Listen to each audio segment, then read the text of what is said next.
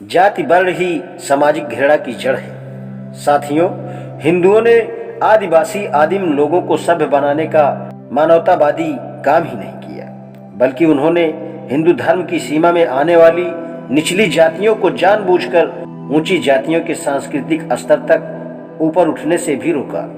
मैं इसके दो उदाहरण देता हूँ, एक सोनारी जाति की और दूसरी पठारे प्रभु जाति के बारे में।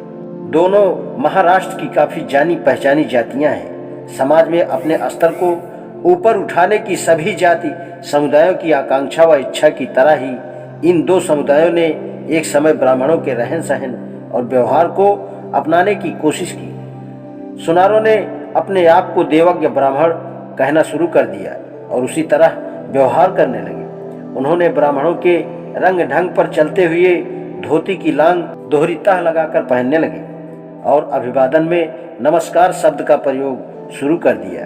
ये दोनों ब्राह्मणों के विशेष रिवाज और अधिकार थे। धोती का इस प्रकार से बांधना तथा अभिवादन में नमस्कार कहना ब्राह्मणों को नहीं सुझाया और उन्होंने पेशवा राजा से आदेश निकलवाकर सुनारों द्वारा ब्राह्मणों वाले तौर तरीके व विशेष अधिकार अपनाने के कदम पर रोक लगवा दी। इसके अलावा उन्होंने अंग्रेजों की ईस्ट इंडिया कंपनी के अधिकार क्षेत्र के अंदर बंबई में रहने वाले सुनारों के खिलाफ कंपनी के काउंसिल प्रेसिडेंट से मनाही का आर्डर भी निकलवा दिया। यही दशा पठारे प्रभु जाति के लोगों की रही है। उस समय उनमें विधवा विवाह की प्रथा प्रचलित थी, लेकिन ब्राह्मणों में विधवाओं के विवाह का रिवाज नहीं था। इसलिए पठार प्रभुओं के एक वर्ग ने अपनी बिरादरी के दर्जे को ऊंचा करने के विचार से विधवा विवाह के अच्छे रिवाज को भी छोड़ दिया जो उनमें प्रचलित था। इस मुद्दे पर जाति के लोग दो धड़ों में बट गए।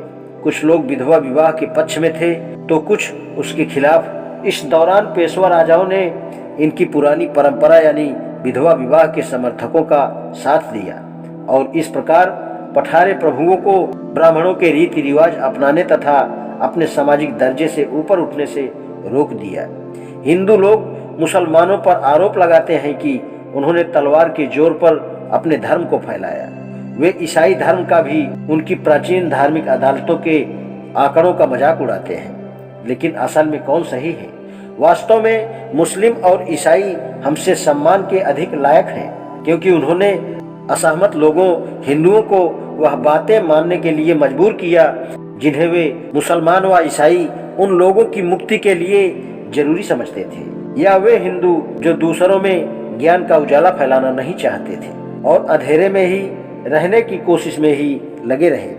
वे अपनी विद्वता और सामाजिक परंपरा को उन लोगों में बांटना नहीं चाहते थे जो उनको अपने जीवन में ढालने के लिए राजी और तैयार थे। मुझे यह कहने में जरा भी संकोच नहीं कि यदि मुसलमान क्रूर थे तो हिंदू निर्दयी रहा है, जो क्रूरता से अधिक निंदनीय है, एक बदतर दुर्गढ़ है। आज इतना ही, शेष कल। धन्यवाद।